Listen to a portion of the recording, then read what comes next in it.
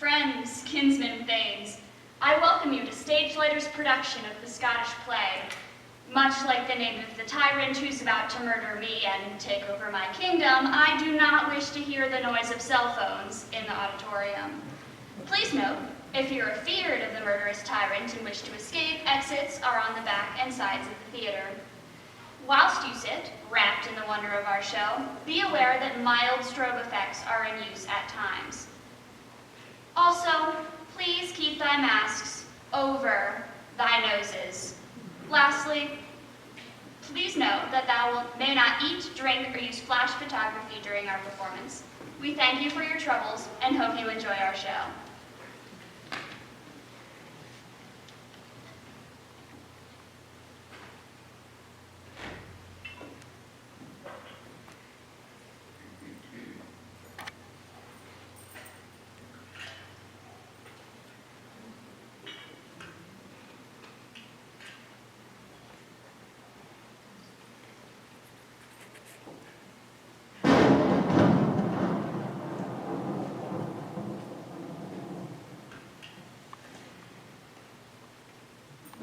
Shall we three meet again in thunder, lightning, or in rain?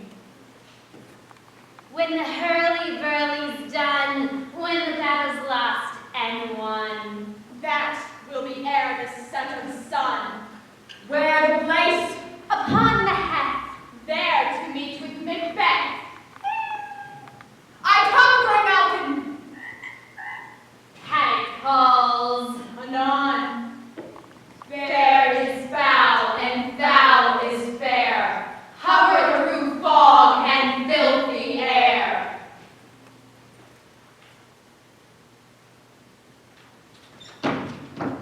What bloody one is that? She can report, as seemeth by her plight, of the revolt the new estate. This is the sergeant, who like a good and hardy soldier fought against my captivity. Hail, brave friend. Say to the king the knowledge of the broils thou didst leave it. Doubtful it stood, as two spent swimmers that do cling together and choke their art. The mercifullest MacDonald, worthy to be a rebel, for to that the multiplying villainies of nature do swarm upon him, from the western of currents and Gallic west as a supply. And fortune, on his damned coral smiling, showed like a rebel's whore, but all's too weak. For brave Macbeth, he deserves that name, disdaining fortune with his brandished steel which smoked with bloody execution. Like valor'd minion carved out his passage till he faced the slave, which ne'er shook hands nor bade farewell to him till Macbeth unseamed him from the nave to the chaps and fixed his head upon our battlements. Oh, valiant cousin, worthy gentleman. And whence the sun begins his reflection, shipwrecking storms and direful thunder breaks. So, from that spring whence comfort seemed to come, discomfort swells. Mark, King of Scotland, mark. No sooner justice had with valor armed compelled these skipping currents to trust their heels, but the knowing lord, surveying vantage from above, began a fresh assault. Dismayed not this our captains Macbeth and Banquo? Yes, as fair as eagles or the hare of the lion. If I say sooth, I must report they were as cannons overcharged with double cracks, so they doubly redoubled strokes upon the foe. Except they meant to bathe in reeking wounds or memorize another Golgotha, I cannot tell. But I am fain. My gashes cry for help. So well thy words become thee as thy wounds. They smack of honor both. Go get her surgeons.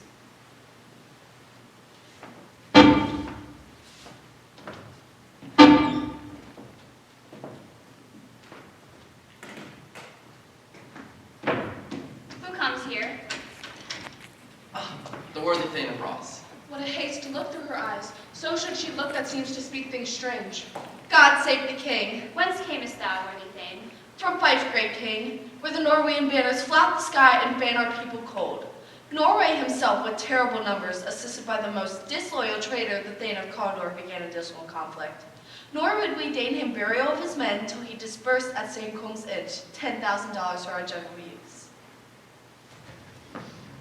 No more that Thane of Cawdor shall deceive our bosom interest. Go pronounce his present death, and with his former title greet Macbeth. I'll see it done. What he hath lost, noble Macbeth hath won.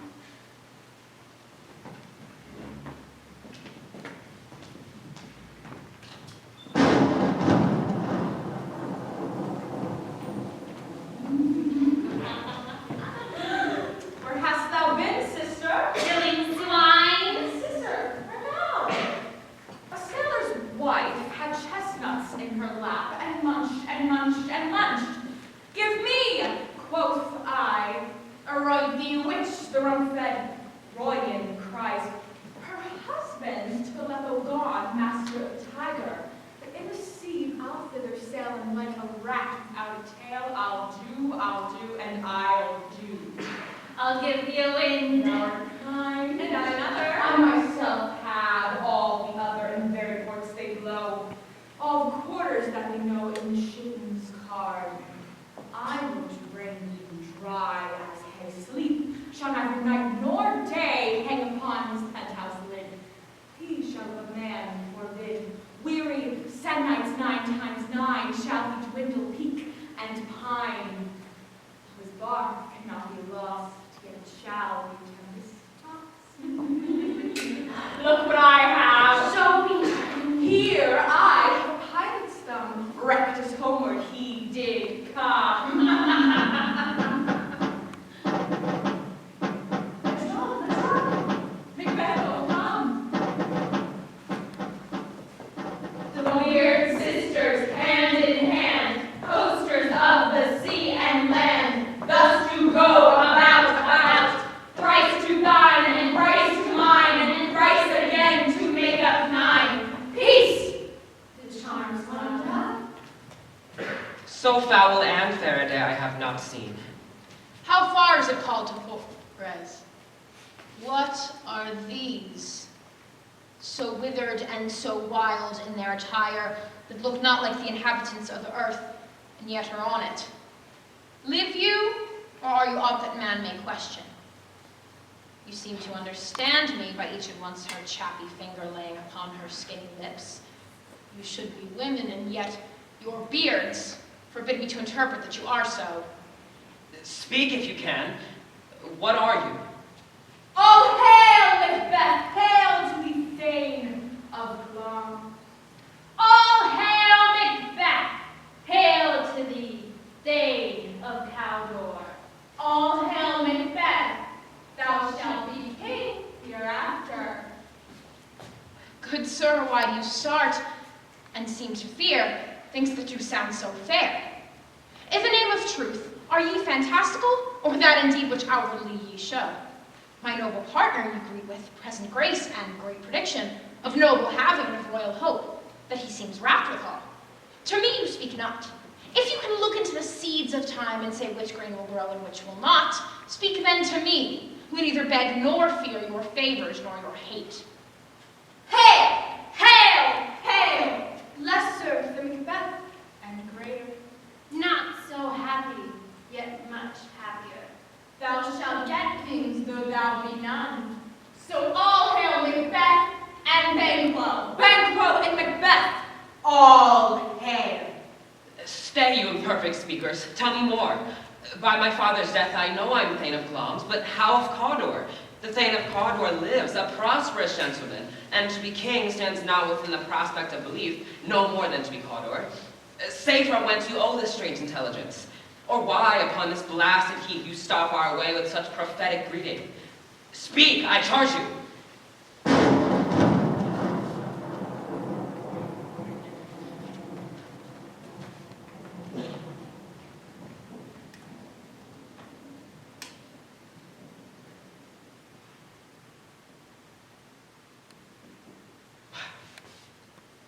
The earth hath bubbles, as the water has, and these are of them. Whither are they vanished? Into the air, and what seemed corporeal melted as breath into the wind. Where they had stayed. Were such things here as we do speak about? Or have we eaten on the insane root that takes the reason prisoner? Your children shall be kings. You shall be king. And Thane of Cawdor too, went it not so? to the self-same tune and words. Who's here? The king hath happily received, Macbeth, the news of thy success. As thick as hail came post with post, and everyone did bear thy praises kingdom's great defense, and pour them down before him. We are sent to give thee from our royal master thanks, only to herald thee into his sight, not pay thee. And for an earnest of greater honor, he bade me from him call thee Thane of Cawdor, in which addition hail, most worthy Thane, for it is thine. What? Can the devil speak true? The Thane of Cawdor lives. Why do you dress me in borrowed robes? Who was a Thane lives yet, but under heavy judgment bears that life which he deserves to lose. Whether he was combined of those of Norway, or did line the rebel with hidden help advantage, or that with both he labored in his country's wreck, I know not. But treason's capital, confessed and proved, have overthrown him. Glamis and Thane of Cawdor. The greatest is behind. Thanks for your pains. Do you not hope your children shall be kings when those that gave the Thane of Cawdor to me promise no less to them? That in trust and home might yet enkindle you unto the crown, besides the Thane of Cawdor. But 'tis strange, and oftentimes, to win us to our harms, the instruments of darkness tell us truths, win us with honest trifles, to betrays in deepest consequence. Cousins, a word, I pray you. Two truths are told as happy prologues to the swelling acts of the imperial theme. I thank you, gentlemen. Cannot be ill, cannot be good. If ill, why had they given me earnest of success, commencing in a truth? I am Thane of Cawdor. If good, why do I yield to that suggestion, whose image doth unfix my hair, and make my seated heart knock at my ribs, against use of nature? Present fears are worse than horrible imaginings. My thought, whose murder yet is but fantastical, shakes so my single state of man that function is smothered in surmise, and nothing is but what is not. Look how our partner's rapt. If chance may have me king, why, chance may crown me without my stir. New horrors come upon him, like our strange garments, cleave not to their mold, but with the aid of use. Come what come may, time and the hour runs through the roughest day. Lady Macbeth, we stay upon your leisure. Forgive me for your pains. My dull brain was wrought with things forgotten. Kind gentlemen, your pains are registered where every day I turn the leaf to read them. Let us toward the king. Think about what hath chanced, and at more time, the interim having waited, let us speak our free hearts each to other. Very gladly. Till then enough. Come, friends.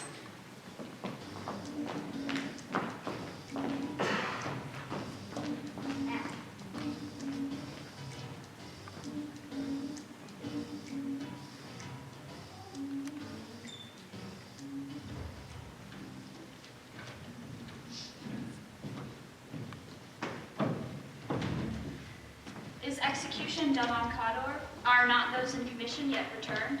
My liege, they are not yet come back. But I spoke with one who saw him die, who did report that very frankly. He confessed his treasons, implored your highness's pardon, and set forth a great repentance.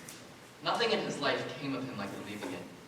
He died as one who had been studied in his death, to throw away the dearest thing he owed us to a careless trifle. There's no art to find the mind's construction in the face.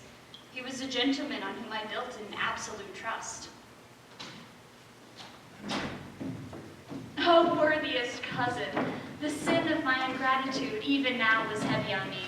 Thou art so far before that swiftest wing of recompense is slow to overtake thee. Would thou hadst less deserved that the proportion both of thanks and payment might have been mine. Only I have left to say, more is thy due than more than all can pay. The service and the loyalty I owe, and doing it pays itself.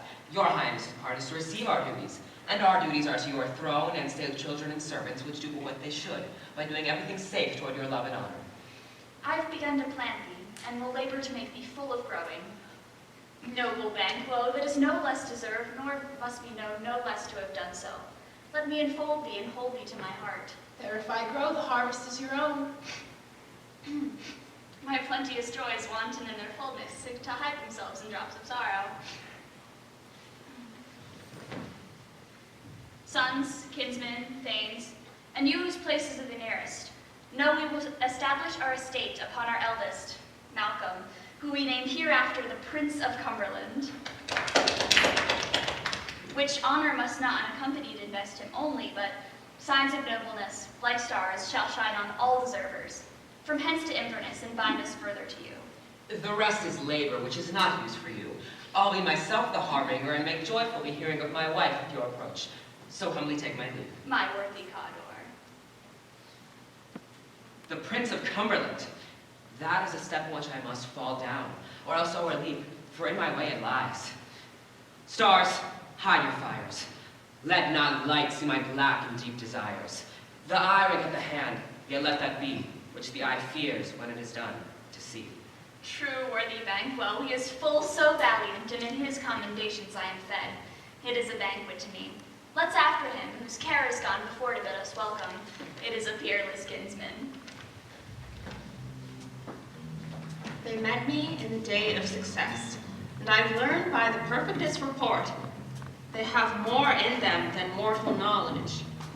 When I burned in desire to question them further, they made themselves air, into which they vanished. Whilst I stood wrapped in the wonder of it, came missives from the king, who all hailed me Thane of Cawdor, by which title before these weird sisters saluted me, and referred me to the coming honor of the time with Hail, King, that shalt be. This I have thought good to deliver thee, my dearest partner of greatness, that thou mightst not lose the Jews of rejoicing by being ignorant of what greatness is promised thee. Lay it to thy heart, and farewell. Glamis thou art, and Cawdor, and shalt be what thou art promised. Yet do I fear thy nature. It is too full o'er the milk of human kindness to catch the nearest way. Thou wouldst be great, art not without ambition, but without the illness should attend it. What thou wouldst highly, that wouldst thou holily, wouldst not play false, and yet wouldst wrongly win. Thou'st have great Glamis, that which cries, thus thou must do if thou have it, and that which rather thou dost fear to do than wishes should be undone. Hie thee hither, that I may pour my spirits in thine ear, and chastise with the valor of my tongue all that impedes thee from the golden round, which fate and metaphysical aid doth seem to have thee crowned withal. What is your tidings? The king comes here tonight. Thou art mad to say it. Is not thy master with him? Who were it so would have informed for preparation. So please you, it is true, our Thane is coming. One of my fellows had the speed of him, who, almost dead for breath, had scarcely more than would make up his message. Give him tending. He brings great news. The raven himself is hoarse, that croaks the fatal entrance of Duncan under my battlements. Come, you spirits that tend on mortal thoughts, unsex me here, and fill me from the crown to the toe top full of direst cruelty. Make thick my blood, stop up the access and passage to remorse, that no compunctious visitings of nature shake my fell purpose, nor keep peace between the effect and it. Come to my woman's breast and take my milk for gall, you murdering ministers, wherever in your sightless substances you wait on nature's mischief. Come, thick night, and pall thee in the dunnest smoke of hell, that my keen knife see not the wound it makes, nor heaven plead through the banquet of the dark to cry, hold, hold. Great gloves! Worthy Cawdor, greater than both by the all-hail hereafter. Thy letters have transported me beyond this ignorant present, and I feel now the future in the instant. My dearest love, Duncan comes here tonight. And when goes hence? Tomorrow, as he purposes. Oh, never shall sun that morrow see. Your face, my Thane, is a book where men may read strange matters, to beguile the time. Look like the time, bear welcome in your eye, your hand, your tongue. Look like the innocent flower, but be the serpent under it. He whose coming must be provided for, and you shall put this night's great business into my dispatch, that shall for all our nights and days to come give solely sovereign sway and masterdom. We will speak further. Only look up clear. To alter favor ever is to fear. Leave all the rest to me.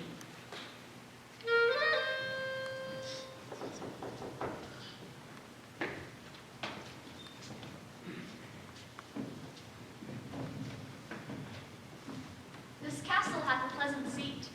The air nimbly and sweetly recommends itself unto our gentle senses. This guest of summer, this temple-haunting varlet, does approve by his love masonry, that the heaven's breath spills wooingly here. No juddy phrase, buttress nor coin of vantage, but this bird hath made his pendant bed and procreant candle, where they most breed and haunt I have observed, the air is delicate. See, our honored hostess, the love that follows us sometimes is our trouble, which we still thank as love. Herein I teach you how to bid God ill us for your pains and thank us for your trouble. All our service, twice done and then done double, were poor and single business to contend against those honors deep and broad wherewith your majesty loads our house.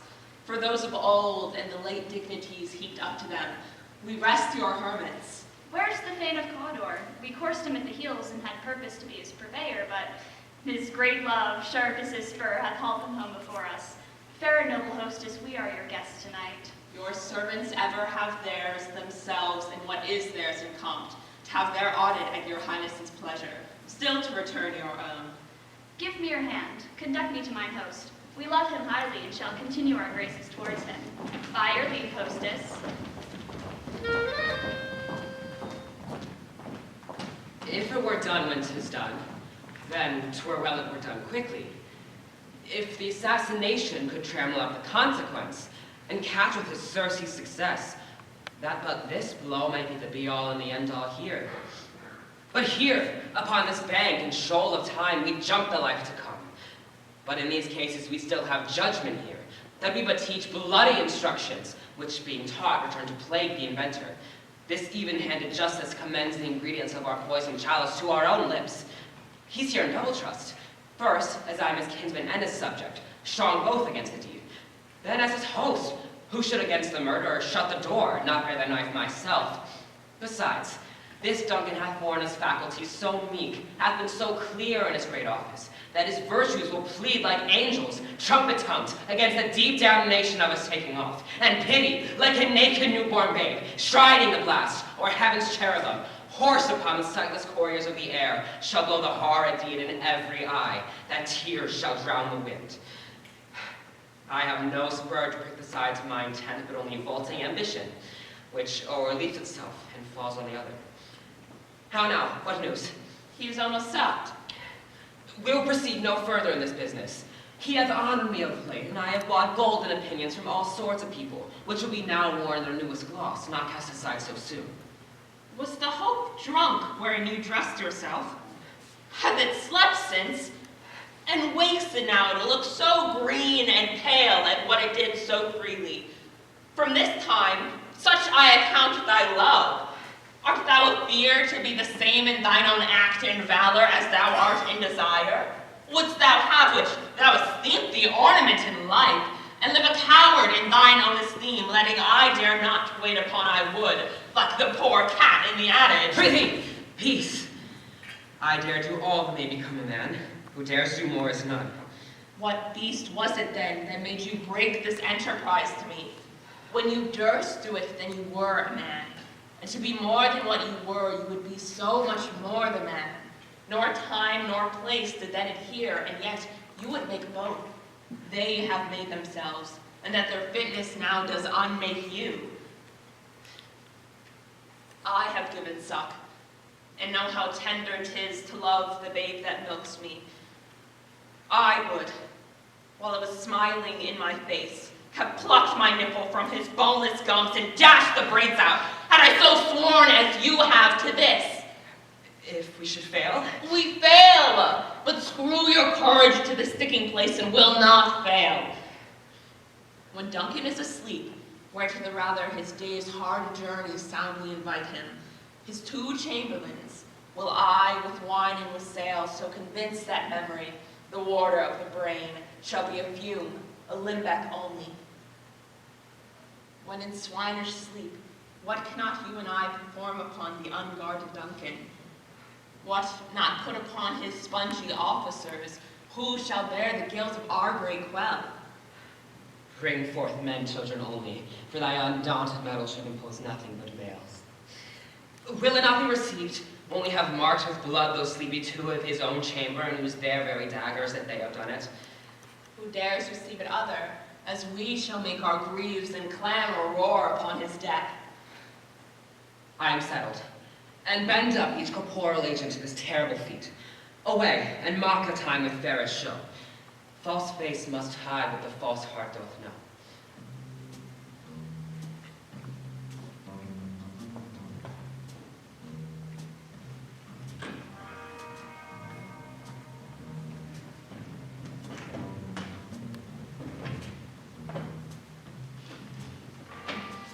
How goes the night, boy? The moon is down. I have not heard the clock. And she goes down at 12. I take it 'tis later, sir. Hold, take my weapon. There's husbandry in heaven. Her candles are all out. Take thee that too. A heavy summons lies like lead upon me, yet I would not sleep. Merciful powers restrain in me the cursed thoughts that nature gives way to in repose. Give me my weapon. Who's there? A friend. What, sir? Not yet at rest? The king's abed. He hath been an unusual pleasure and sent forth great largesse to your offices. The diamond he greets your wife withal by the name of most kind hostess, and shut up in measureless content. Being unprepared, our will became the servant to defect, which else should free abroad. All's well. I dreamt last night of the three weird sisters. To you they have showed some truth. I think not of them, yet when we can entreat an hour or so to serve, we would spend it in some words upon that business, if you grant the time. At your kindest leisure. If you shall cleave to my consent, it shall make honor for you. So I lose none in seeking to augment it, but still keep my bosom franchise and my allegiance clear. I shall be counseled. Good repose the while. Thanks, sir. Belike to you. Go bid thy mistress, when my king strike upon the bell. Get thee to bed.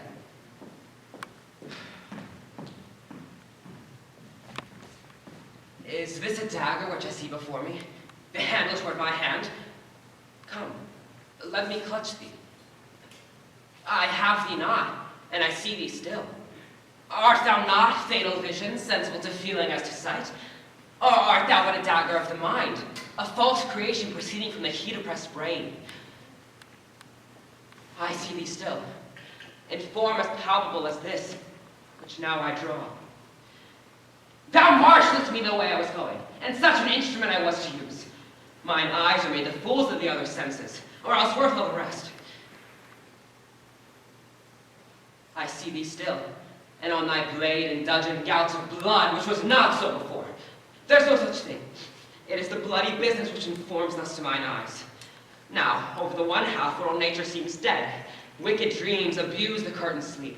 Witchcraft celebrates pale Hecate's offerings, and withered murder, alarmed by sentinel, the wolf, whose howls his watch us with his stealthy pace.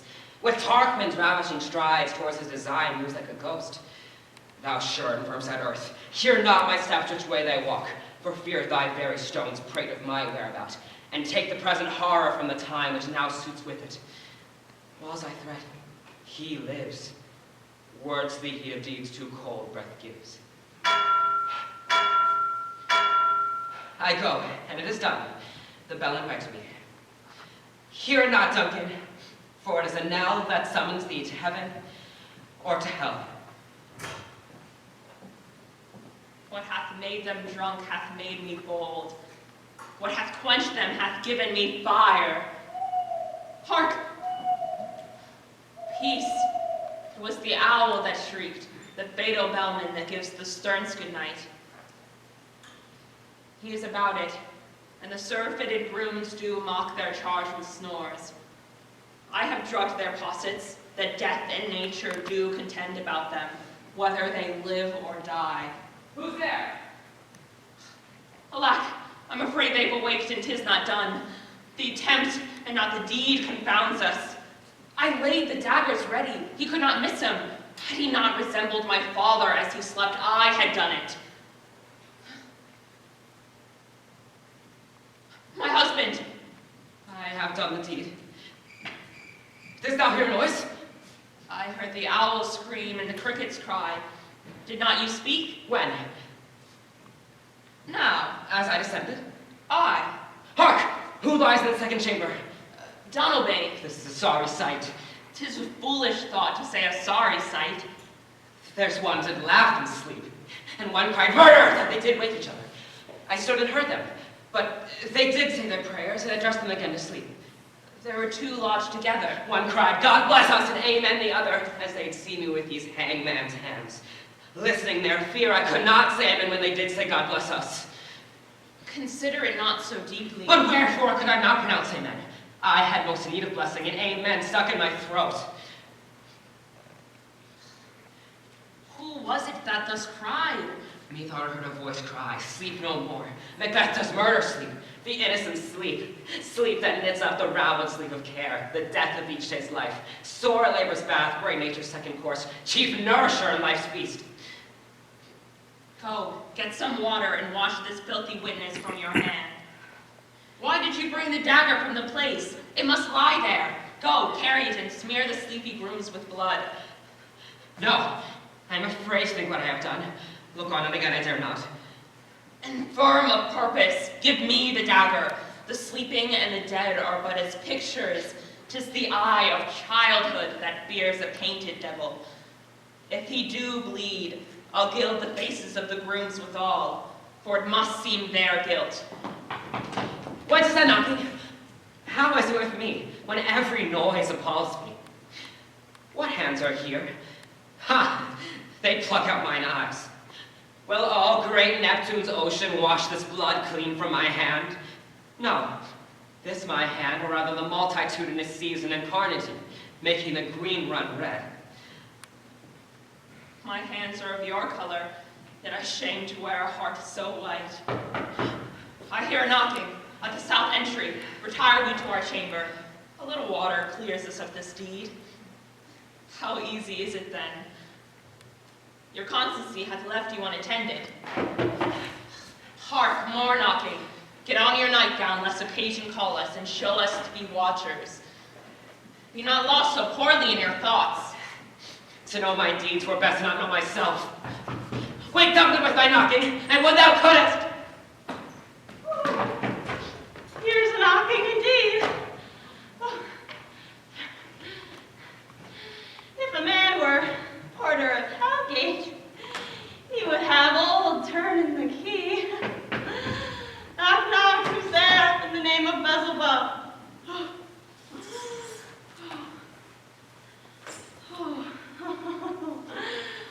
Here's a farmer that hanged himself on the expectation of plenty. Ah, come in time.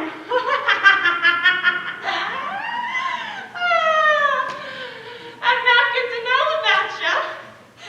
Here you'll select for it. Knock, knock. Who's there in the other devil's name? Oh. Here's an equivocator. Oh, why, she committed treason to God. Cannot equivocate the heaven. Cannot equivocate. Knock, knock. Who's there? Oh, hey, here's an English tailor. Come hither for stealing out of a French hose. Here you may roast your goose.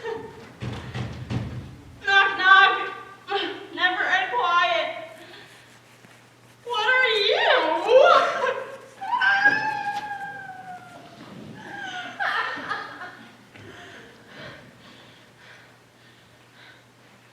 This place is too cold for hell. I'll deport it no further. I have thought to add in some of all professions that go the primus way of the everlasting bonfire. Oh, anon, anon.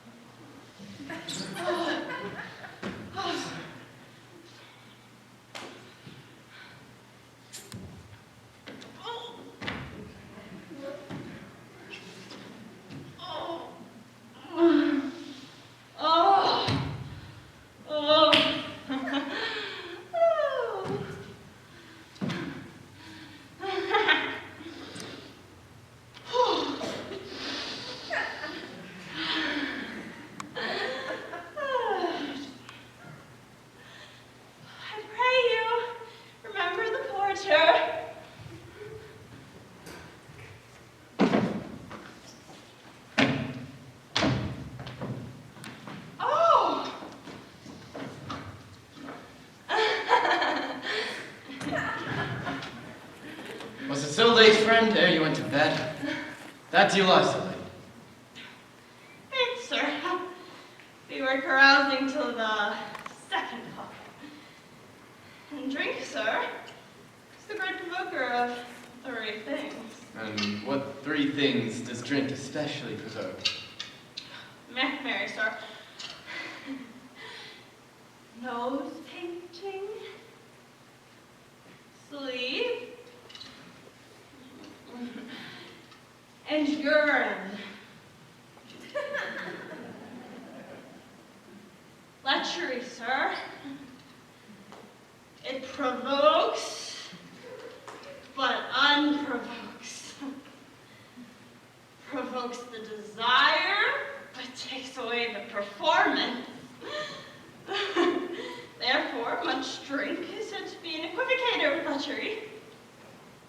It makes him and it mars him. It sets him on and takes him off. It persuades him and disheartens him. Makes him stand to and not stand to. In conclusion, equivocates him in sleep and giving him the lie, leaves him. I believe drink gave thee the lie last night. Oh, that it did, sir. The very throat on me. But I requited him for this lie. I think being too strong for him, though he took up my leg sometime, I made a shift to cast him. Is thy master stirring? Ah, our knocking has awakened him. Here he is. Good morrow, sir. Good morrow, both. Is the king stirring, what do you think? Not yet. He did command me to call timely. I've almost slipped the hour. I'll make so bold to call, for 'tis my limited service. Goes the king hence today? He does, and he did appoint so. The night has been unruly. Where we lay, our chimneys have blown down, and, as they say, strange screams of death heard prophesying the air with accents terrible of dire combustion and confused events new hatched to the woeful time. The obscure bird clamored the livelong night. Some say the earth was feverish and did shake. It was a rough night. My young remembrance cannot parallel a fellow to it. Oh, horror, horror, horror! Tongue nor heart cannot conceive nor name thee. What's the matter? Confusion now hath made his masterpiece, but sacrilegious murder broke open the Lord's anointed temple and stole the life of the building. What is it you say? The life? Meaning his majesty? Approach the chamber and destroy your sight with the new Gorgon. Do not bid me speak. See, and then speak yourself. Awake! Awake! Ring the alarm bell! Murder and treason! Malcolm! Donovan! Banquo! Awake! Shake off this downy sleep, death's counterfeit, and look upon death itself! Up and see the great doom's image! Malcolm! Banquo! As from your graves rise up and walk like sprites to countenance this horror. Ring the bell!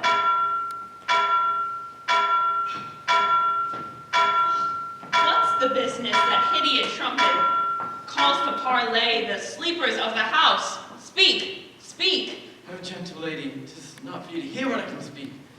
The repetition on a woman's ear would murder as it fell. Oh, Banquo, go, our master's been murdered. Woe, alas! What, in our house? Too cruel anywhere. Dear doth I prithee contradict thyself and say it is not so. Had I but died an hour before this chance, I had lived a blessed time. For from this instant there's nothing serious in mortality. All is but toys. Renown and grace is dead, and the mere lees is left this vault to brag of. What is amiss? You are, and do not know it. The spring, the head, the fountain of your blood is stopped. The very source of it is stopped. Your royal father's been murdered. I home! Those of his chamber, it seemed, had done it. Their hands and faces were embadged with blood. So were their daggers, which, unwiped, we found upon their pillows. They were distracted, but they stared. No man's life was to be trusted with them. Oh, yet I do repent thee of my fury that I did kill them. Wherefore did you so? Who can be wise, amazed, temperate and furious, loyal and neutral in a moment? No man. The expedition my violent love outrun the pauser. Reason. Here lay Duncan, his silver skin laced with his golden blood, and his gash stabbed like a breach in nature for ruin's wasteful entrance. There, the murderers, steeped in the colors of their trade, their daggers unmannerly breached with gore. Who could refrain that had a heart to love, and in his heart courage to make his love known? Help me hence. Oh! Look to the lady. Why do we hold our tongues that most may claim this argument for ours? What should be spoken here, where our fate, hidden augur home may rush and seize us? Let's away, our tears are not yet brewed. Nor our strong sorrows upon the foot of motion. Look to the lady.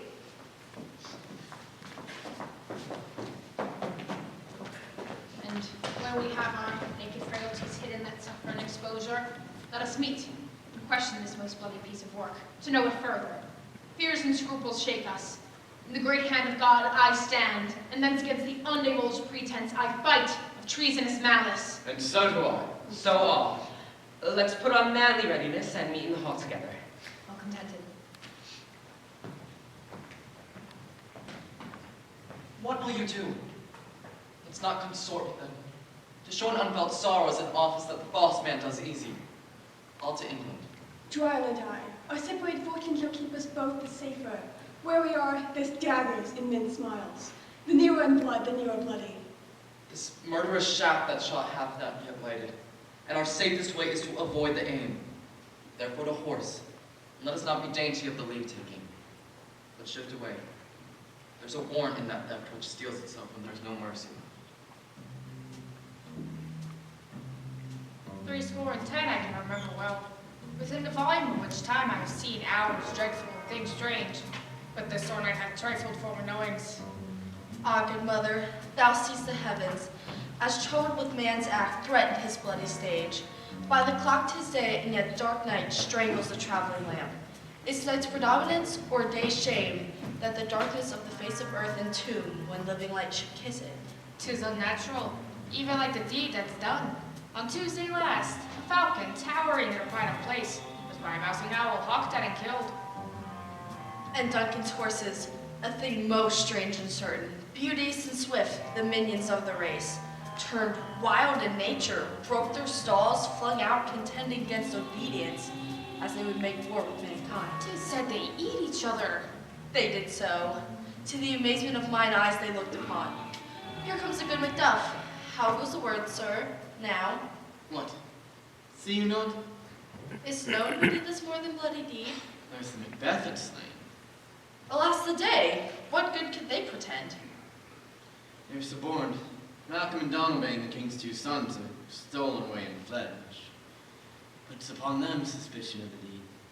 Against nature still. Thriftless ambition that will raven up within thy life's own means. Then 'tis the sovereignty will fall upon Macbeth. Yes, and he is already named and gone to Scone to be invested. Where's Duncan's body? It's carried to Colmond, sacred storehouse of his predecessors and guardian of his brothers. Will you to Scone? No, cousin. I'll to Fife. Well, I will thither. Well, may you see things well done here. I do. Lest our old road sit easier than our new. Farewell, mother. God's benison go with you, and with those that will make good of bad and friends of foes.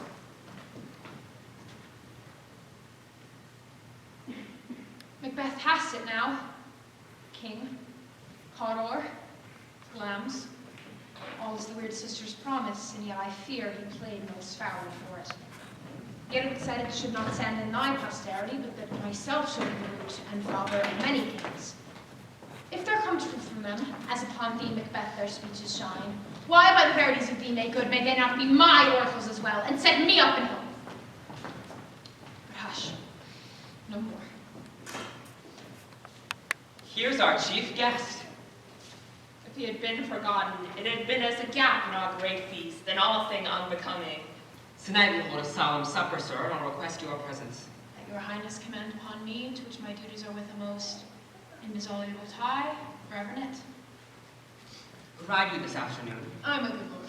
We should have else desired your good advice, which has been both brave and prosperous in the state's council, but we'll take tomorrow. Is it far you ride? As far, my lord, as will fill up the time twixt this and supper. Go not my horse the better, I must become a borrower of the night for a dark hour or twain. Fail not our feast. My lord, I will not. We hear our bloody cousins are bestowed in England and Ireland, not confessing their cruel parricide, filling their hearers with strange invention. But of that tomorrow, and therewithal we shall have cause of state craving us jointly. Hie you to horse, adieu, till you return at night. Go Fleance with you. I am a good lord. Our time does call upon us. I wish your horse a swift and sure foot, and so I do commend you to their backs. Farewell. Let every man be master of his time till 7 at night. To make society the sweeter welcome, we will keep ourselves until supper time alone. Till then, God be with you. Ma'am, attend those men our pleasure.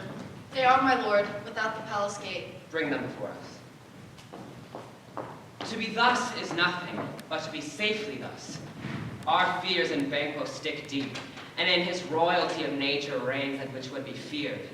'Tis much he dares, and to that dauntless temper of a mind he hath a wisdom that doth guide his valor to act in safety. There is none but he whose being I do fear, and under him my genius is rebuked, as this Mark Antony's was by Caesar. He chid the sisters when first put the name of king upon me, and bade them speak to him. Then profit like they had him father to a line of kings. Upon my head they placed a fruitless crown, and put a barren scepter in my gripe, thence to be wrenched with an unlineal hand, no son of mine succeeding. If it be so, for Banquo's issue have I filed my mind. For them, the gracious Duncan, have I murdered, put rancors in the vessel of my peace, and mine eternal jewel given to the common enemy of man to make them kings, the seed of Banquo kings. Rather than so, come face into the list, and champion me to the utterance. Who's there? Now go to the door and stay there till we call. Was it not yesterday we spoke together? It was, so please your highness. Well, and so, have you considered of my speeches? Know that it was he in the times past which held you so under fortune, which you thought had been our innocent self. This I made good to you in our last meeting, passing probation with you. You made it known to us. I did so, and went even further, which is now our point of second meeting. Do you find your patience so predominant in your nature that you can let this go? We are men, my liege. Aye, in the catalogue you go for men, as hounds, greyhounds, spaniels, curs are cleft all by the name of dogs. Now, if you were stationed in the file, not in the worst ring of manhood, say it. I am one, my liege, whom the vile blows and buffets of the world have so incensed that I am reckless what I do to spite the world. And I another, so weary with disasters, tugged with fortune, that I would set my lie on any chance to mend it, or be rid on't. All of you know Banquo was your enemy. True, my lord. So is he mine, and in such bloody distance that every minute of his being thrust against my years of life. And though I could, with barefaced power, bid my will avouch it, yet I must not, for certain friends that are both his and mine, whose loves I may not drop, but wail his fall, who I myself struck down. And thence it is that I to your assistance do make love, masking the business from the common eye for sundry weighty reasons. We shall, my lord, perform what you command us. Though our lives... Your spirits shine through you. Within the next hour at most, I'll advise you where to plant yourselves, acquaint you with the perfect spy of time, the moment on it, for it must be done tonight. And something from the palace, always thought that I require clearness, to leave no rubs nor botches in the work. Fleance, his son, who keeps him company, whose absence is no less material to me than is his father's, must embrace the fate of that dark hour. Resolve yourselves apart. I'll come to you anon. We are resolved. I'll call upon you straight. Abide within. It is concluded. Banquo, thy soul's flight, if it find heaven, must find it out tonight. Is Banquo gone from court? Aye, madam, but returns yet tonight. Say to the king I would attend his leisure for a few words. Madam, I will. Naught had, all spent, where a desire is got without content. 'Tis safer to be that which we destroy, than by destruction dwell in doubtful joy. How now, my lord? Why do you keep alone of sorriest fancies your companions making, using thoughts that should indeed have died with them they think on? We have scotched the snake, not killed it. Shook clothes and be herself whilst our poor malice remains in danger of her former tooth. But let the frame of things disjoint. Both the worlds suffer. Ere we will eat our meal in fear, and sleep in the affliction of these terrible dreams that shake us nightly. Better be with the dead, whom we, to gain our peace, have sent to peace, than on the torture of the mind to lie in restless ecstasy. Duncan is in his grave. After life's fitful fever, he sleeps well. Treason has done its worst. Nor steel, nor poison, malice domestic, foreign levy, nothing can touch him further. Gentle, my lord, be bright and jovial among your guests tonight. So shall I love, and so I pray, be you. Let your remembrance apply to Banquo, present of eminence, both with eye and tongue.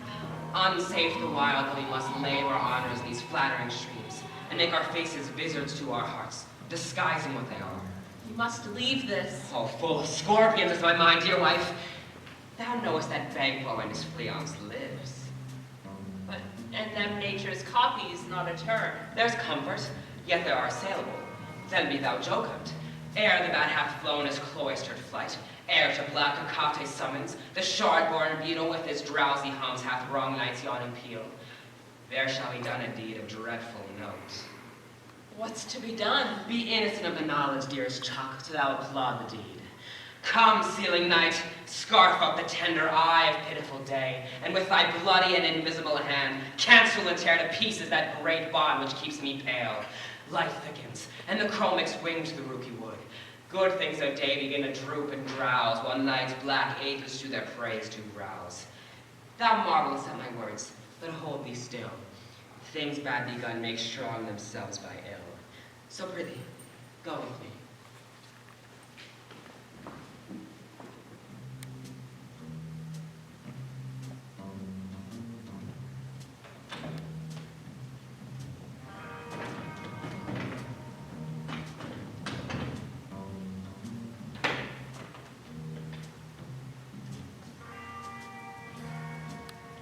The west yet glimmers with some streaks of day. Now spurs the lated traveler apace to gain the timely inn, and near approaches the subject of our watch. Hark, I hear voices. Give us a light there. Then 'tis he. The rest that are within the note of expectation already in the court. His horses go about. About a mile, but it does usually, so our men do. From hence the palace gate maketh their walk. A light, a light! 'Tis he. Stand to it. It will be rain tonight. Let it come down. Oh, treachery! Fly, good fleance, fly!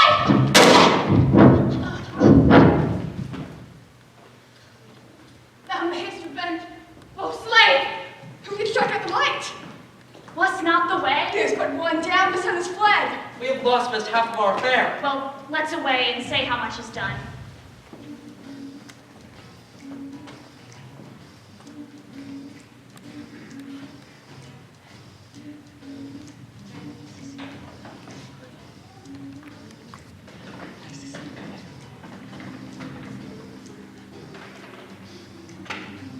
You know your own degrees. Sit down at first and last the hearty welcome.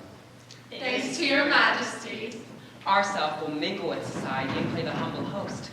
Our hostess keeps her state, but in best time we will require her welcome. Pronounce it for me, sir, to all our friends. For my heart speaks, they are welcome. See they encounter thee with our heart's thanks. Both sides are even. Be large in mirth. Hero sit in the midst. Anon will drink a measure of the table round. There's blood on my face. 'Tis Banquo's then. 'Tis better he without than he within. Is he dispatched? My lord's throat is cut. That I did for him. Thou art the best of the cutthroats. Yet he's good that didst the like of Fleance. If thou didst it, thou art the non-perio. My lord Fleance is escaped. Then comes I fit again.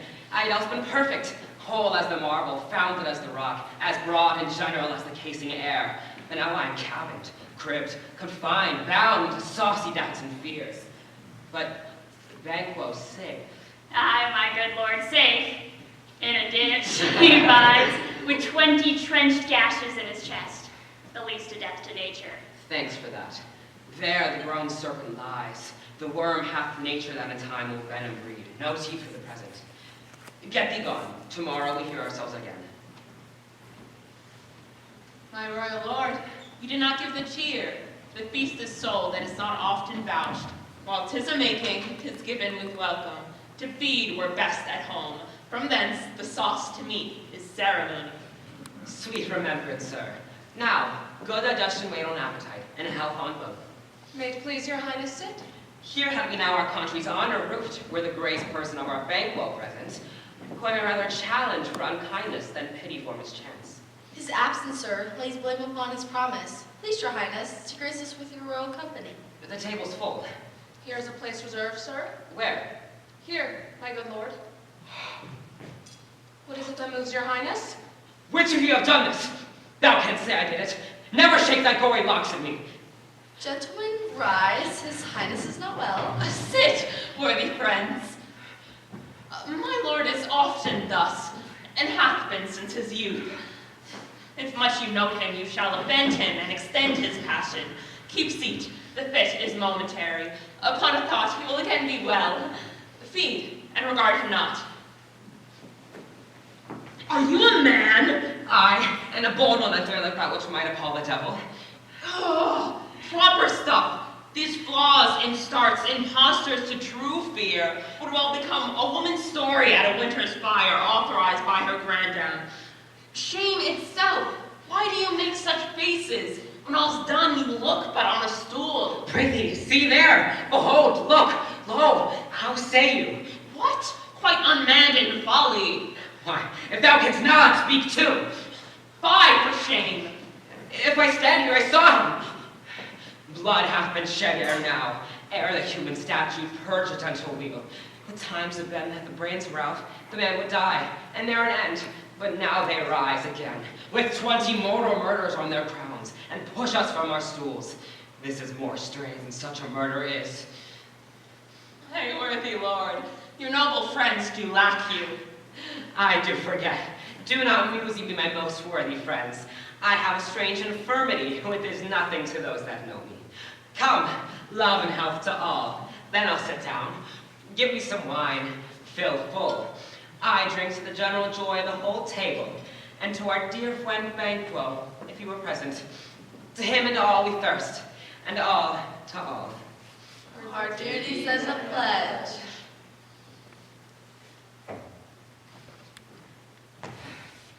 Avaunt! And quit thy sight. Thy bones are marrowless, thy blood is cold. Thou hast no speculation in those eyes which thou dost glare with. Think of this, good peers, but as a thing of custom, 'tis no other, only it spoils the pleasure of the time. What man dare, I dare. Approach thou like the rugged Russian bear, the armed rhinoceros, or the hurricane tiger. Take any shape with that, and my firm nerves shall never tremble. If trembling I have then, protest me the baby of a girl. Hence, horrible shadow, on your mockery, hence! Why so? Being gone, I'm a man again. Pray you, sit still. You have broke the good meeting with the most admired disorder. Can such things be and overcome us like a summer's cloud, without our special wonder? You make me strange, even to the disposition that I owe, when now I think that you can behold such sights, and keep the natural ruby of your cheeks when mine is blanched with fear. What sights, my lord? Speak not. He grows worse and worse. Question enrages him. At once, good night. Stand not upon the order of your going, but go, at once. Good night, and Majesty. A kind good night to all. It will have blood, they say. Blood will have blood. Stones have been known to move, and trees to speak.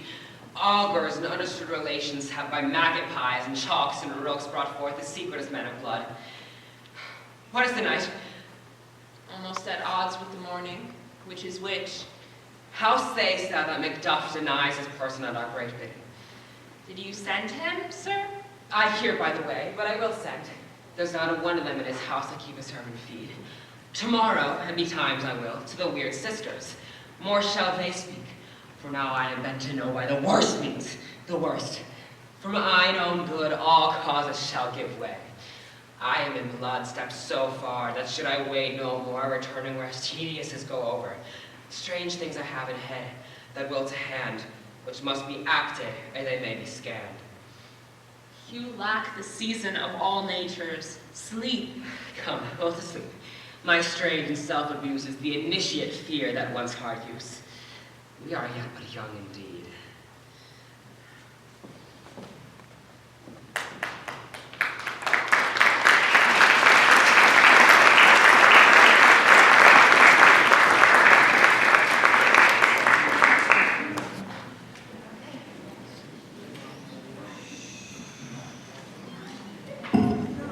We will now take a 10-minute intermission. Drinks and snacks will be available in the lobby. All concession sales will support South Carroll Drama Boosters, and provide scholarships, funds for new technology, and support for our shows.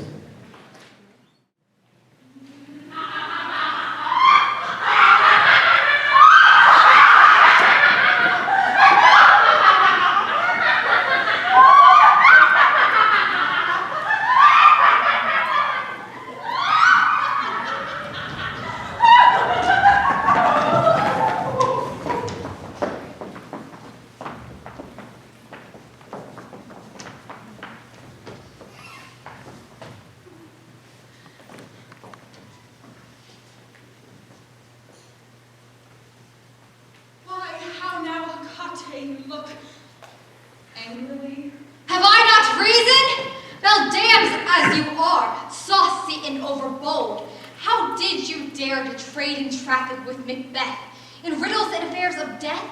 And I, the mistress of your charms, the close contriver of all harms, was never called to bear my part, or show the glory of our art?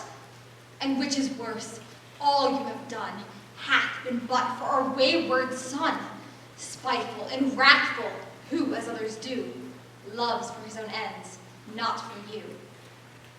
But make amends now, get you gone, and at the pit of Acheron, meet me in the morning. Thither he will come to know his destiny. Your vessels and your spells to provide, your charms and everything beside. I am for the air, this night I'll spend, undo a dismal and fatal end. Great business must be wrought ere noon, upon the corner of their moon. There hangs a vaporous drop profound, I'll catch it ere it come to ground. And that distilled by magic sleights, so I'll raise such artificial sprites, as by the strength of their illusion shall draw him on to his confusion. He shall spurn fate, scorn death, and bear. He hopes of wisdom, grace, and fear. And you all know, security is a mortal's chiefest enemy. Hark! I am called. My little spirit see, sits in a foggy cloud and stays for me. Come, let's make haste, she'll soon be back again. My former speeches that have yet to hit your thoughts, which can interpret further. Only that I say, things have been strangely born. The gracious Duncan was pitied of Macbeth. Married, he was dead, and the right valiant Banquo walked too late. For whom you may say, if pleased you, Fleance killed, for Fleance fled. Men must not walk too late. And who cannot want the thought of how monstrous it was for Malcolm and for Donalbain to kill their gracious father? Damned fact! How it did grieve Macbeth! Did he not stray in pious rage that the two delinquents tear, that were the slaves of drink and the thralls of sleep? Was that not nobly done? Aye, and wisely too, for 'twould have angered any heart alive to hear the men deny it. So that I say, he has borne all things well. But I do think had he Duncan's children under his key, as, and please in heaven he shall not, he were to find which were to kill a man. So should Fleons, but peace. For from broad words and his failure to attend the tyrant's feast, I hear Macduff lives in disgrace. Ma'am, can you tell me where he bestows himself? The son of Duncan, from whom this tyrant holds the due of birth, lives in the English court, and is received of the most pious Edward with such grace that the Mablins of fortune nothing takes from his high respect. Thither Macduff has gone to pray the Holy King, upon his aid to wake Northumberland and the warlike seaward, that by the help of these, with him above, to ratify the work, we may again give to our tables meats, sleep to our nights, free from feast and banquet, bloody knives, do faithful homage, and receive free honors, all which we pine for now. And this report so hath exasperate the king, he prepares for some attempted war. Sent he to Macduff? He did, and with an absolute, "Sir, not I," the cloudy messenger turns me his back and hums, as who should say, "You'll rule the time that clogs me with this answer." And that very well might advise him to a caution, to hold what distance his wisdom can provide. Some holy angel fly to the court of England and bring his message ere to come. May a swift blessing come over our suffering country under a hand accursed. I'll send my prayers with him.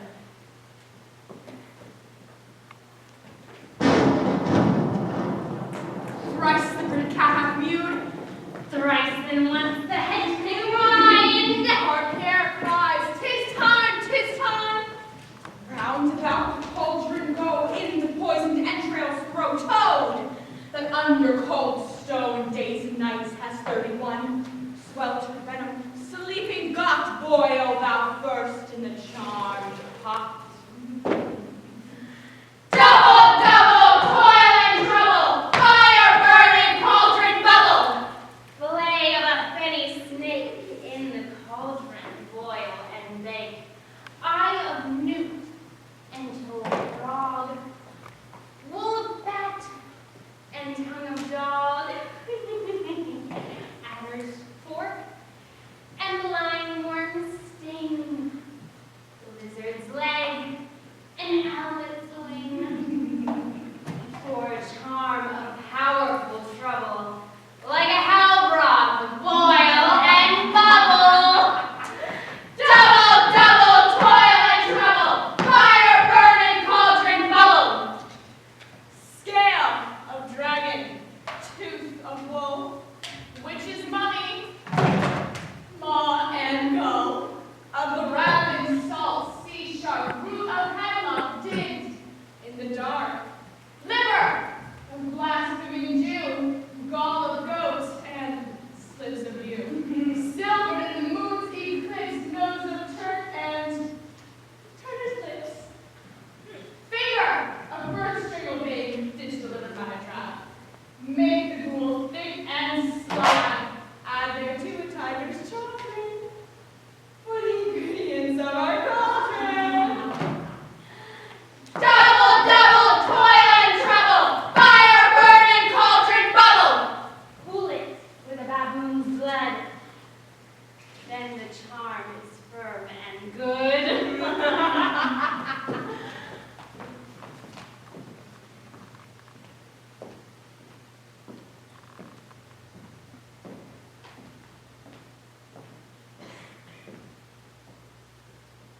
Oh, well done. I commend your pains, and everyone shall share in the gains. And now about the cauldron sing, live elves and fairies in a ring, enchanting all that you put in. By the pricking of my thumb, something wicked this way comes. Open locks, whoever knocks. How now, you secret black and midnight hags? What is it you do? A deed without a name. I conjure you by that which you profess, however you come to know it. Answer me, even till destruction sicken. Answer me to what I ask you. Speak. Demand. We'll answer. Say, if thou should rather hear it from our mouths or from our master. Call him, let me see him.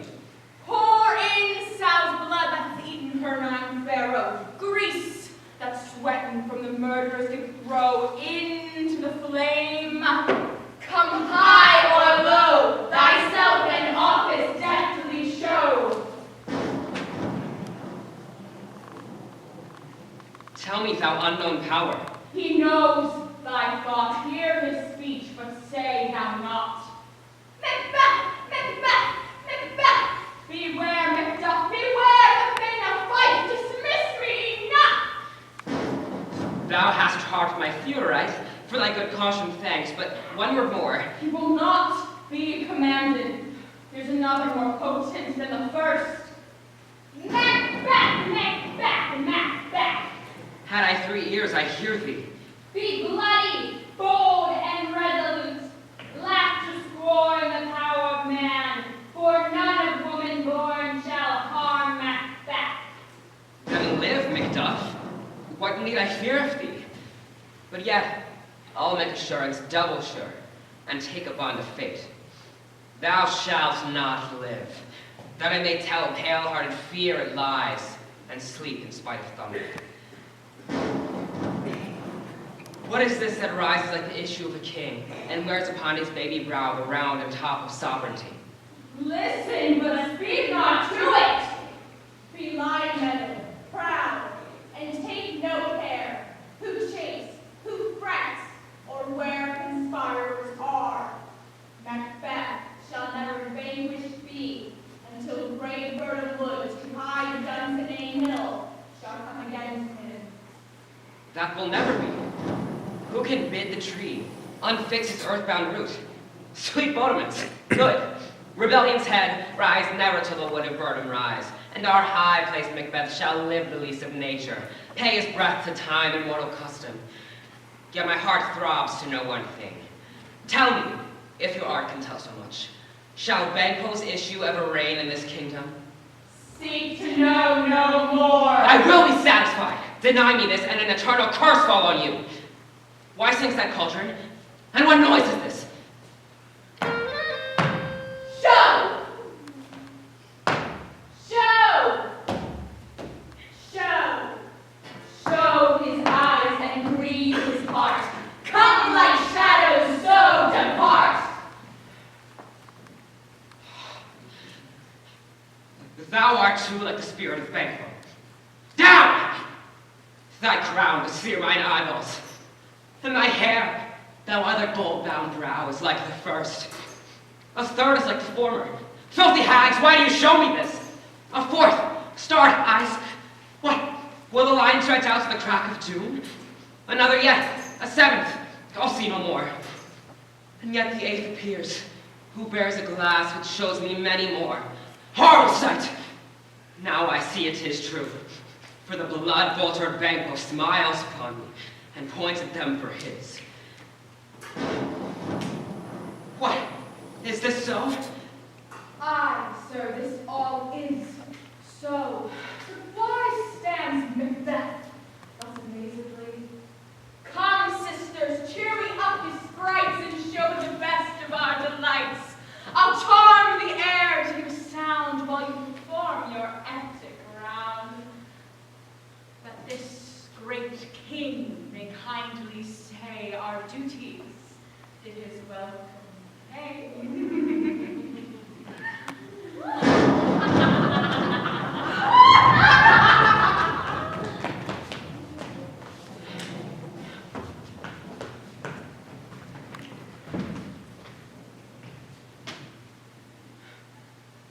Where are they?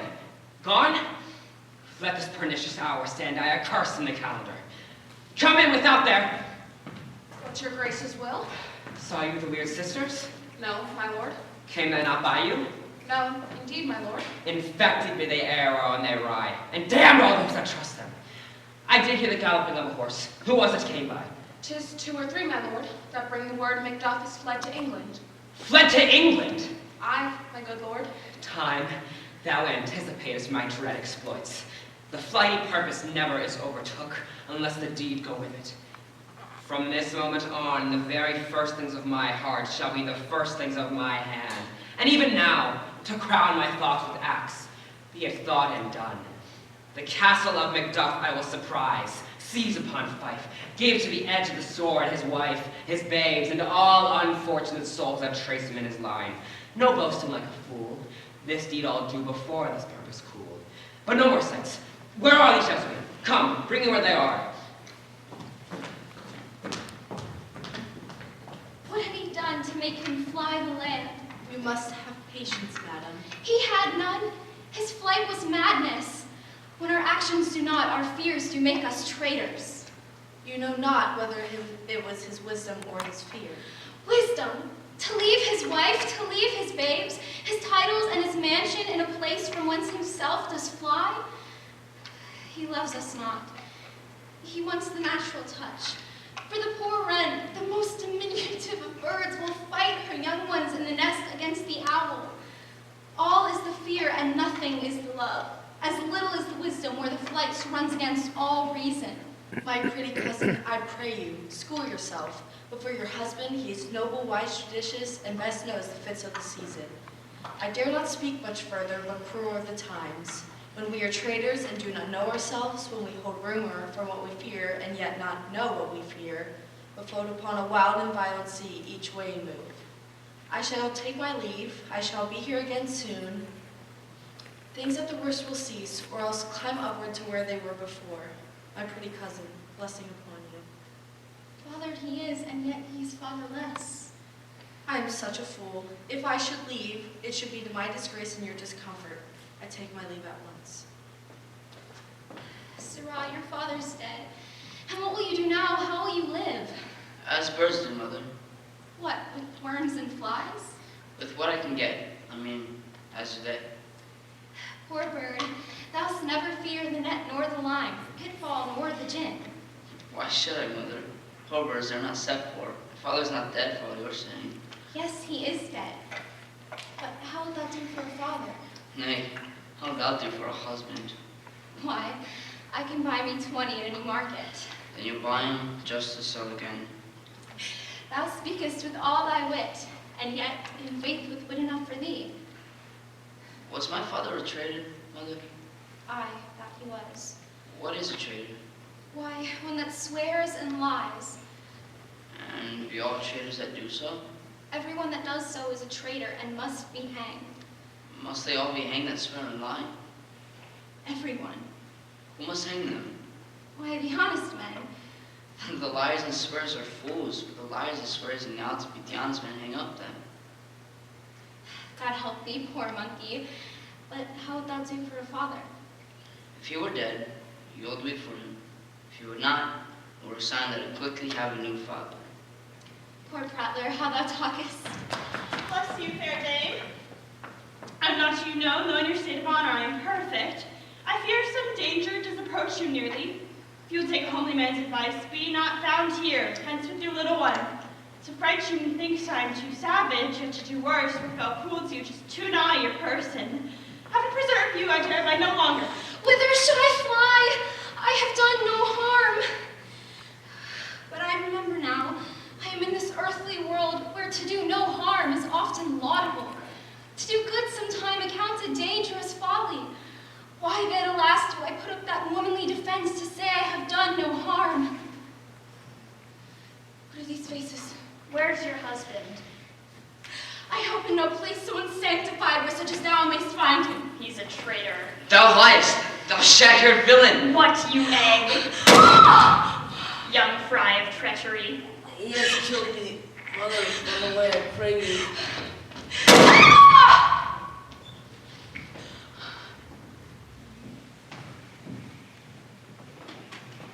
Let us seek out some desolate shade, and there weep our sad bosoms empty.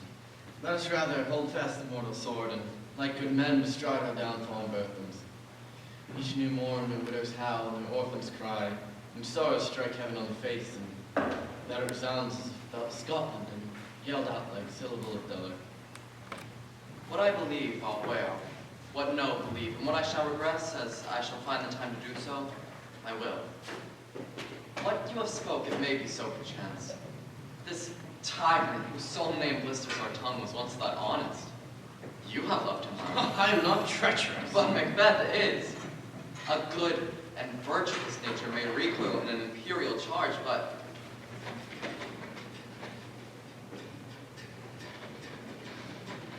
It'll an imperial charge, but I shall crave your pardon, on which my thoughts cannot transpose. Angels are bright still, though the brightest have fallen. The foulest may wear the brows of grace, yet grace must still look so. I have lost my hopes. Perchance even there, where I do find my doubts. Why in that rawness left you wife and child? Those precious motives, those strong knots of love without leave-taking. Let not my jealousies be of dishonor, but mine own safekeeping. Bleed, bleed, poor country! Great tyranny! Lay thou thy base assured, for goodness dare not check thee. Wear thou thy wrongs, thy titles feared. Fare thee well, Lord, and not be the villain that thou thinkest, but the whole space is in the tyrant's grasp, and the rich east to boot. Be not offended.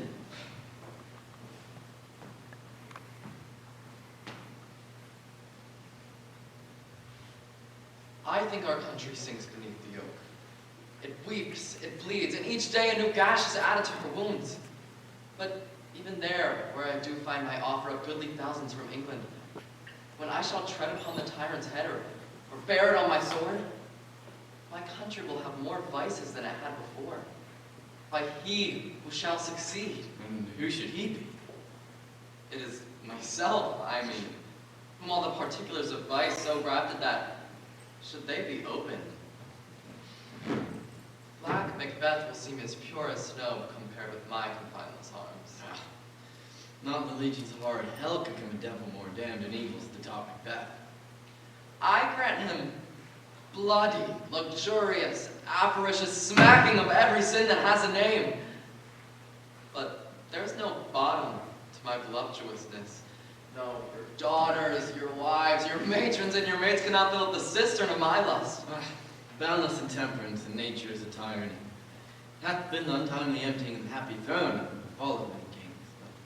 But fear not to take upon which is yours, and then convey your pleasures in spacious plenty. We have willing dames enough. There cannot be that vulturing to devour so many, as to a greatness dedicate themselves, finding so inclined. With this, there grows my most ill-composed affection, such a stanchless avarice that were I king, I should call up all the nobles of their lands, forge quarrels unjust against the good and loyal, destroying them for well. This avarice sticks deeper, grows with more pernicious root, some have seen lust. Hath been the sword of many slain kings. But fear not, Scotland has poisons to fill your will. If you mere own, all these are portable with other grace this way. But I have none of the king becoming graces. No kindness, loyalty, patience not were I king. I should uproar all universal peace, confound all unity on earth. Scotland. If such a one be fit to govern, then I am as I have spoken. Fit to govern? No, not to live! O nation miserable with an untitled tyrant, bloody scepter! When shalt thou see wholesome days again?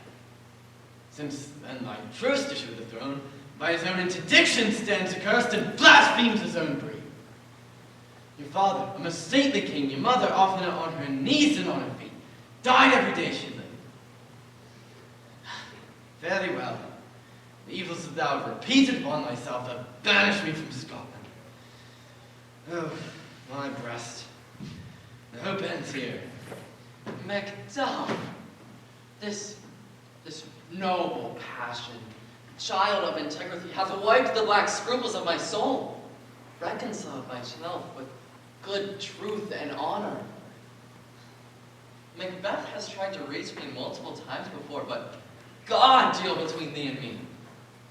I am yet unknown to women, never was forsworn, would never break my faith, never even deny the truth to the devil. No, my first false speaking was that upon myself. What I am is thine and my country's to command. Whither indeed old seaward, with 10,000 warlike men already at a point, setting forth, now we'll together. Why are you silent? Such welcome and unwelcome things. 'Tis hard to reconcile. Well enough.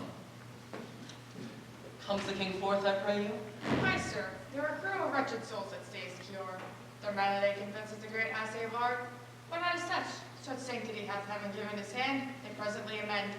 I thank thee, Doctor.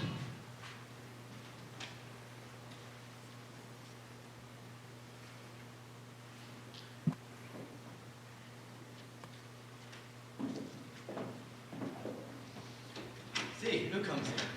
My countryman, but yet I know him not. Ah, my ever gentle cousin. Welcome him. Oh, good God, what times prove the means that make us strangers. Sir, amen. Stand Scotland where it did.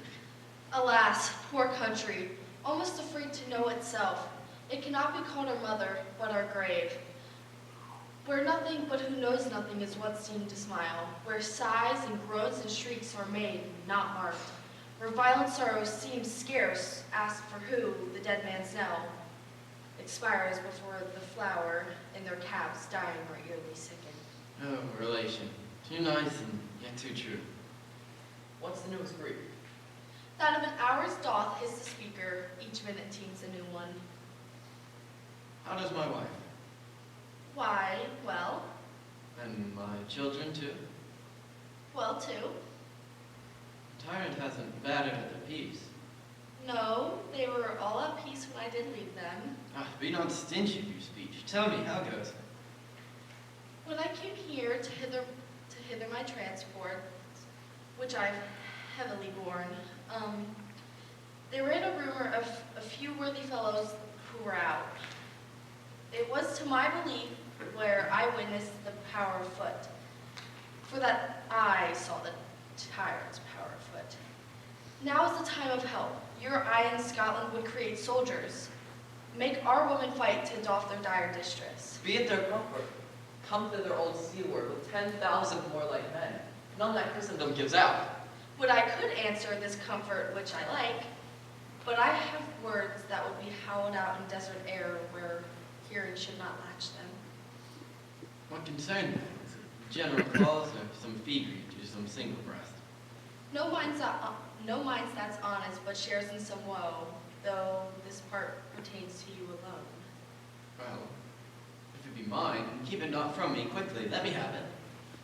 Let your ears not despise my tongue forever, which they are to hear the heaviest thing they've hit. I guess that. Your castle is surprised. Your wife, babes, savagely slaughtered. To relate to the manner where on the quarry of these murdered deer, to add to death of you. Merciful heaven! Never pull your hat upon your brows. We must speak with sorrow words. All my children? Wife, children, servants, all that can be found. And I must be from thence. My wife killed too. I have said. Be comely. Let us make medicines of this revenge. He has no children. All. Did you say all? Oh, how kite all? Oh, my pretty chickens in the dam in one fell swoop. Dispute it like a man. I must do so. I must also feel it as a man. I cannot but remember such things which are precious to me. Did heaven look on and not take their part? Sinful Macduff, they were all struck with thee. Not for their own demerits, but for mine for slaughtering their souls. Heaven rest in them. Let this be the whetstone of your sword. Let this grief convert to anger. I could play with a woman with mine eyes and brag with my tongue. But, gentle heavens, cut short of all intermission, front to front, bring down this fiend of Scotland and myself, and within my sight set. If he escape, well, may heaven forgive him too. This tune goes manly. Come, go we to the king. Our legions are ready.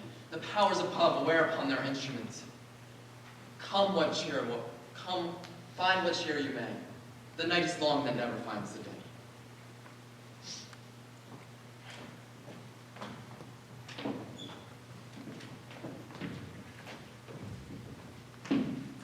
I have 2 nights watched with you. I can perceive no truth in your report. What was it she last told? Since His Majesty went into the field, I have seen her rise from her bed, throw her nightgown upon her, unlock her closet, take forth paper, fold it, write upon it, read it, afterwards seal it, and return again to bed, yet all this while in most fast sleep. A great perturbation in nature to receive at once the benefit of sleep and do the effects of watching. In this slumber agitation, besides her walking and other actual performances, what, in any time, have you heard her say? That man which I will not report after her. You may to me, and 'tis the most of eat you should. Neither to you nor anyone, having no witness to confirm my speech. Lo you, here she comes. This is her very guise, and upon my life fast asleep. Observe her, stand close. How came she by that light? Why, it stood by her. She has light by her continually, 'tis her command. You see, her eyes are open. Aye, but their senses shut. What is it she does now? Look how she rubs her hands. It is an accustomed action with her to seem thus washing her hands. I have known her to continue in this for a quarter of an hour. Yet, here's the spot. Hark, she speaks. How said thou account for her to satisfy my remembrance the more strongly? Out! Out, damn spot! Out, I say! 1, 2. Why then, 'tis time to do it. Hell is murky. Fie, my lord, fie! A soldier and a fear? What need we fear? Who knows it? When none can call our power to account. Yet, who would have thought the old man to have had so much blood in him? Do you mark that? The thing of fight had a wife. Where is she now? Oh, these hands ne'er be clean. No more of that, my lord. No more of that. You mar all with this starting. Go to, you know what you should not. She has spoke what she should not, I'm sure of it. Heaven knows what she has known. Here's the smell of blood still.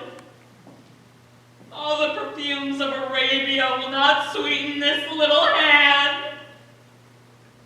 Oh, oh, oh! What a sigh is there? The heart is sorely charged. I would not have such a heart in my bosom for the dignity of the whole body. Well, well, well. This disease is beyond my practice. Yet I have known those which have flocked into sleep who have died wholly in their beds. Wash your hand.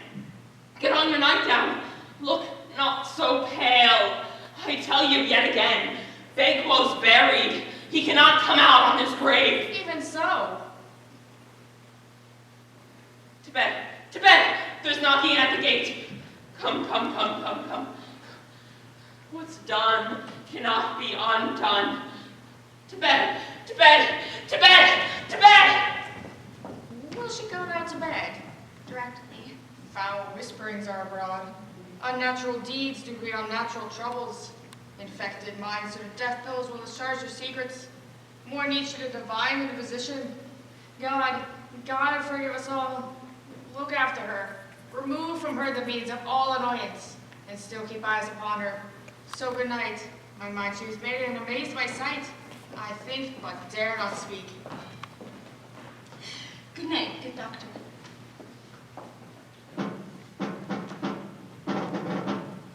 The English power is near, led on by Malcolm, his uncle Seward, and the good Macduff. Revenge is burning them for their dear causes, where to the bleeding and the grim alarm excite the mortified man. Near bird of which shall we know them? That way are they coming. Who knows if Donalbain be with her brother? For certain, ma'am, she is not. I have filed all the gentry. There is the Seward son, and many unrough youths who even now protest the first of their manhood. What does the tyrant? Great Dunstan he strongly fortifies. Some say he's mad, others that do lesser hate him call it valiant fury. But for certain he cannot buckle his distempered cause within the belt of rule. Now does he feel his secret murder sitting on his hands. Now minutely revolts the upright faith breach. Those he command move only in command, nothing in love. Now does he feel his title hang loose about him, like like a giant's rope upon a dwarfish tree. Who then shall blame his pestered senses to recoil and start when it does condemn itself for being there? Well, march we on, to give obedience where 'tis truly owed. Meet we the medicine of the sickly weal, and with him pour we in our country's purge, each drop of us, Or so as much as needs, to dough the sovereign flower and drown the weeds. Make we our march towards Burnham.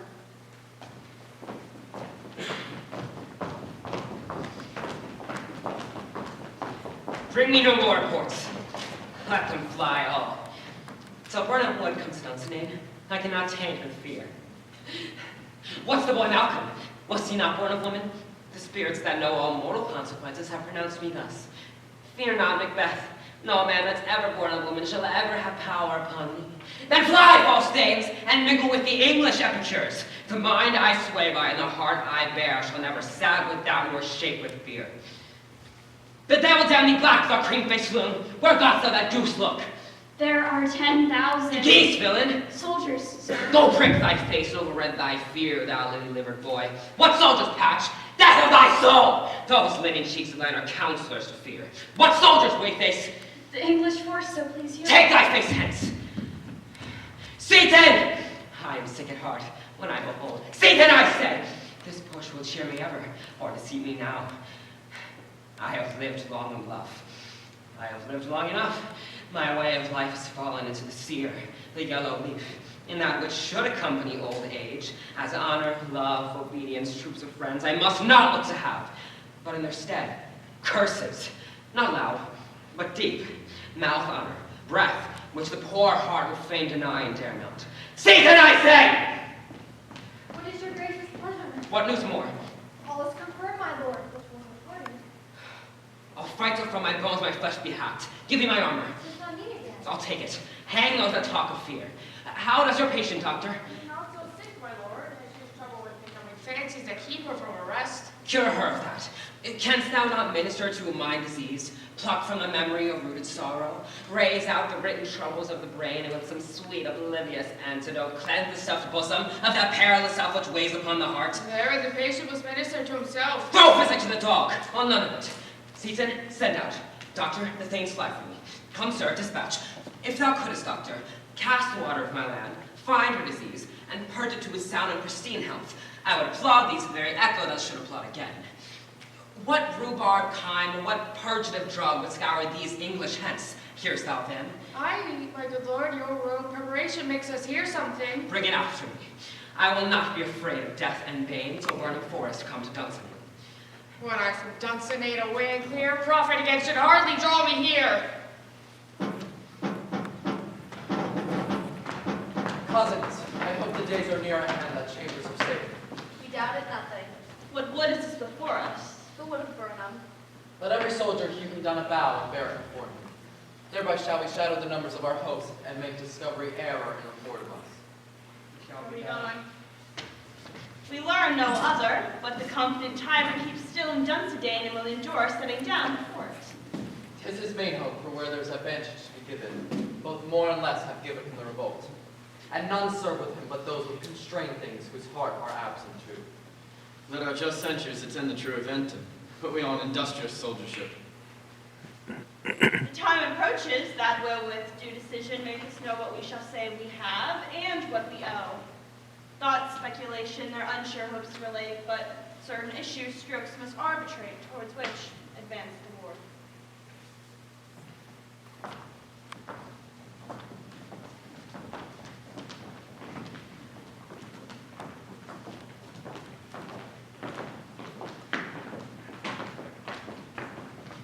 Hang out our banners on the outward walls, the prize till they come. Our castle strength will laugh a siege to scorn. Here let them lie, till famine and ague eat them up. Were they not forced with those that should be ours, we might have met them dareful, beard to beard, and beat them backward home. What is that noise? It was the cry of a woman, my good lord. I have almost forgotten the taste of fears. The times have been my senses would have cooled to hear a night shriek, and my fell of hair would at a dismal treaties rouse and stir as if life were in it. I have supped full with horrors, Direness familiar to my slaughterous thoughts cannot once start me. Whence was that noise? The queen, my lord is dead. She should have died hereafter. There would have been time for such a word. Tomorrow, and tomorrow, and tomorrow creeps in this petty pace from day to day, to the last syllable of recorded time. And all our yesterdays have ways that lighted fools the way to dusty death. Out, brief candle! Life's but a walking shadow, a poor player that struts and frets his hour upon the stage, and then is heard no more. It is a tale told by an idiot, full of sound and fury, signifying nothing. Thou comest, use thy tongue, thy story quickly. Gracious, my lord, I should report that which I say I saw, but know not how to do it. Well, say, sir. As I did stand my watch upon the hill, I looked toward Burnham, and anon methought the wood began to move. Liar, slave! Let me endure your wrath, if it not be so. Within this 3 mile may you see it coming, I say, a moving road.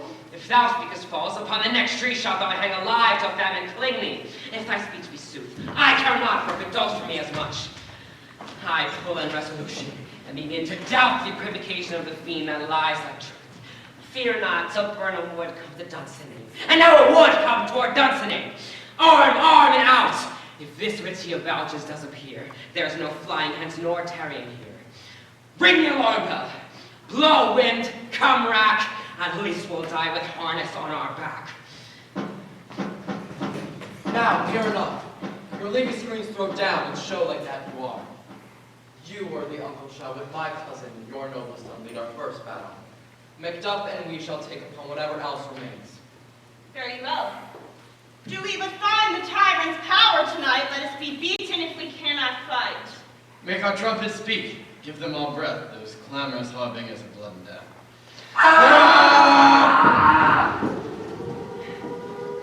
They have tied me to a stake. I cannot fly, but bear-like I must fight the course. What's he that was not born of woman? Such a one am I to fear, or none?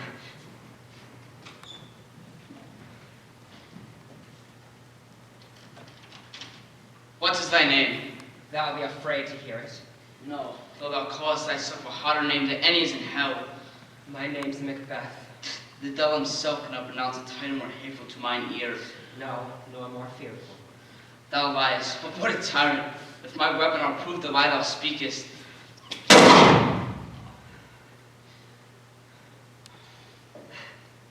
Thou wast born of woman, but swords I smile at, weapons laugh scorn, brandished by a man that's of woman born.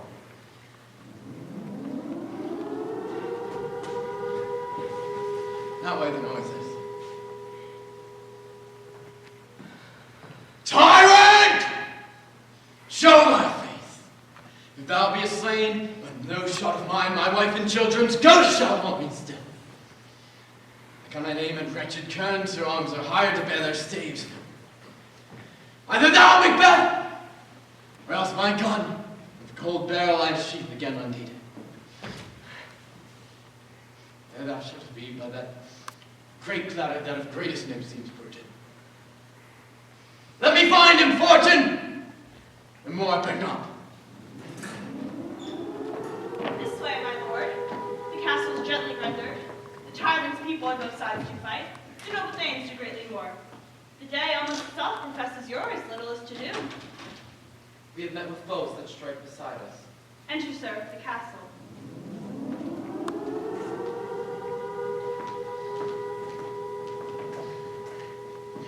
Why should I play the Roman fool and die on mine own sword? Whilst I see lives, the gashes do better upon. Turn, hellhound! Turn. Of all men else I've avoided thee. But get thee back! My soul is too much charged with blood of thine already. I have no words. My voice is in my weapon. Thou bloody villain in terms can give thee...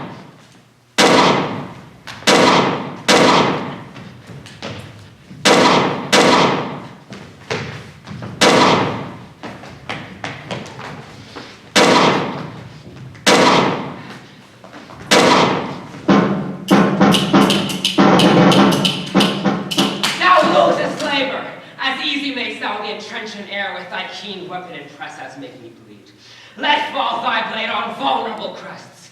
I bear a charmed life, which must not yield to one of woman born.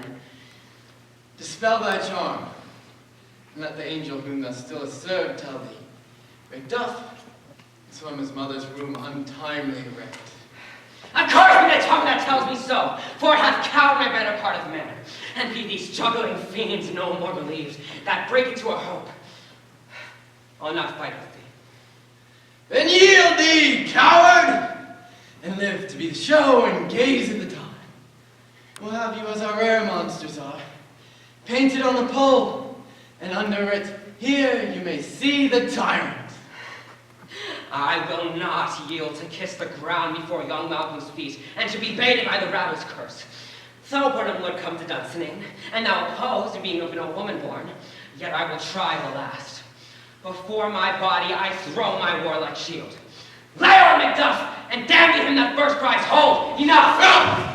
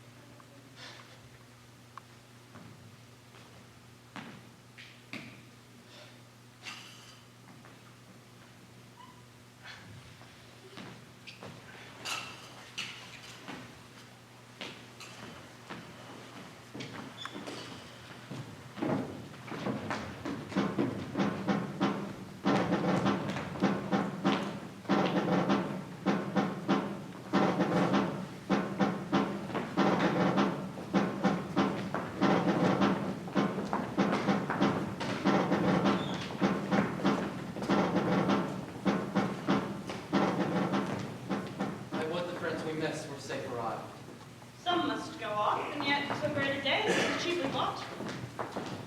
Macduff is missing, and your noble son. Your son, my lord, has paid a soldier's debt.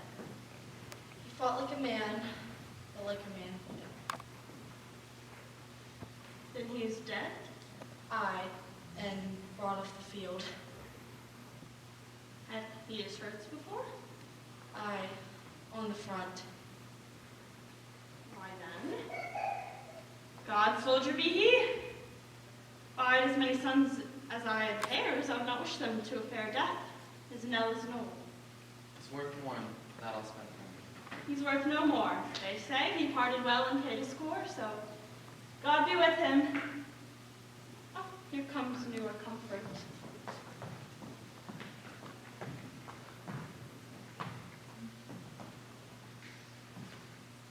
Hail, King! For so thou art. Behold, the usurper's cursed head. The time is free. I see you have compassed with thy kingdom's pearl. Have my salutations in their minds, whose voices I desire along with mine. Hail, King of Scotland! Hail, King of Scotland!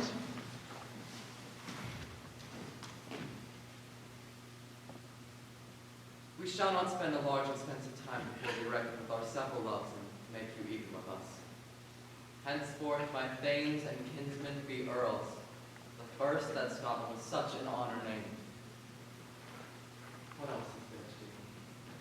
Ah, we must call home our exiled friends abroad who fled due to watchful tyrant, producing this dead butcher and his fiend-like wife who, 'tis thought thyself, in violent hands, got the like. This, and whatever else may arise by the grace of grace, we shall perform in time, measure, and place. So thanks to all and each one whom we invite to see us crowned at Scone.